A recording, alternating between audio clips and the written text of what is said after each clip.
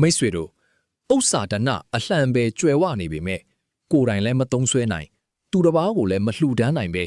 ဝမ်းနဲ့ပူပန်ရင်တေဆုံးသွားရတဲ့တတိတယောက်အကြောင်းကိုစိတ်ကူးကြည့်ပူပါသလားဒီလိုဖြစ်ရမျိုးဘာကြောင့်ဖြစ်ရတာလဲဆိုတော့လျှို့ဝှက်ချက်တစ်ခုရှိနေပါတယ်ဒီကနေ့ကျွန်တော်တို့ဝီမျှပေးမဲ့မယက်ကဇက်ထဲကအဖြစ်အပျက်တွေဟာ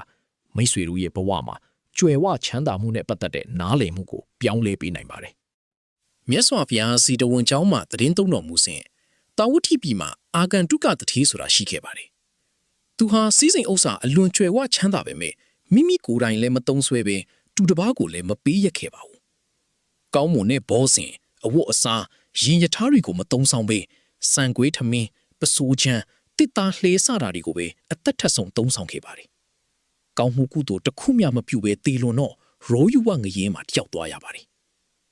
ဒီလိုကြွယ်ဝတဲ့တတိတူဘာကြောင့်ဒီလိုဖြစ်ရတာလဲဆိုတာကောသလမင်းကြီးကိုယ်တိုင်မြတ်စွာဘုရားကိုရှောက်ထားခဲ့ပါတယ်မြတ်စွာဘုရားကအာဂန္တုကတထေးဥစ္စာရခြင်းမသုံးဆောင်ရခြင်းတာသမီမရခြင်းတို့ဟာသူတစ်ပါးပြုလုပ်တာမဟုတ်ဘဲသူ့ကိုယ်တိုင်ပြုခဲ့တာလို့မိန့်ကြပါတယ်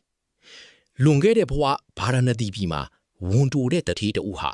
ဆုံးကန်ကြွလာတဲ့ပစ္စေကဗုဒ္ဓတက္ကရာတိခိကိုမြင်ပြီးသူ့အိမ်မှာသူ့အတွက်စီစဉ်ထားတဲ့ထမင်းဘောဇင်ကိုလှူခိုင်းခဲ့ပါတယ်တတိကတော်ကကောင်းမွန်စွာလှူဒန်းခဲ့ပေမဲ့တတိကြီးကလှူပြီးတဲ့နောက်သူ့ရဲ့ပစ္စည်းတွေအလဟတဖြစ်ရတာလို့စိတ်ထဲမှာနှမျောစိတ်တွေဝင်လာခဲ့ပါတယ်အလှူတစ်ခုမှာပုပ္ပစီဒနာမလှူမိစီဒနာမုံစစီဒနာလှူစေစီဒနာပရစီဒနာလှူပြီးနောက်စီဒနာဆိုပြီး၃မျိုးရှိပါတယ်ဒီစီဒနာ၃ပါးစလုံးပြည့်စုံမှအကျိုးကြီးတာပါအာဂန္တုကတတိက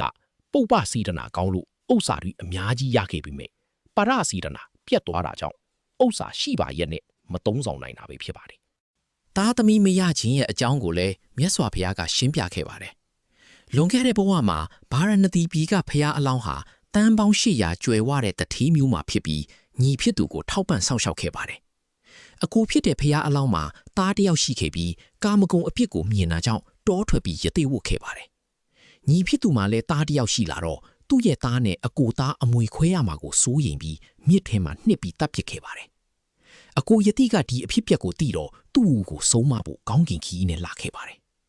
ညီတတိကိုမရှကငှက်နဲ့တူတယ်လို့ပြောပြီးတောင်ကြားတွေကတစ်တူးမဲ့တဲ့ညောင်ကျက်ပင်မှာနားပြီးငါဥစ္စာလို့អော်နေတဲ့မရှကငှက်အကြောင်းကိုဥပမာပေးခဲ့ပါတယ်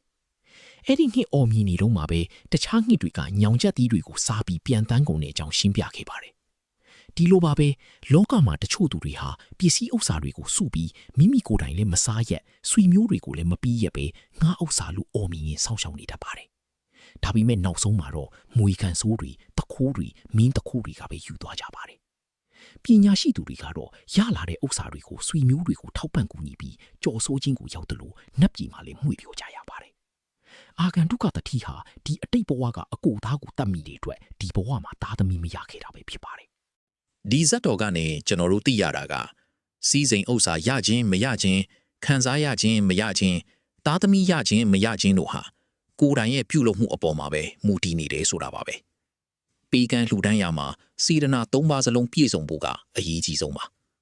ဒါကြောင့်မိတ်ဆွေတို့လည်းစီးစိမ်ဥစ္စာတွေရလာတဲ့အခါမှာပေးကမ်းလှူဒန်းခြင်းရဲ့အရေးကြီးပုံကိုအမြဲတည်းထားပြီးဘဝမှာငြိမ်းချမ်းသာယာမှုတွေပိုင်ဆိုင်နိုင်ကြပါစေလို့ဆန္ဒပြုပါတယ်ဒီလိုမျိုးဘဝအတွက်အသိပညာပေးနိုင်မဲ့ဇာတ်လမ်းကောင်းတွေကိုနားထောင်ခြင်းသေးတယ်ဆိုရင်တော့ကျွန်တော်တို့ရဲ့နောက်ထပ်ဗီဒီယိုတွေကိုစောင့်မျှော်ကြည့်ရှုပေးဖို့တိုက်တွန်းချင်ပါတယ်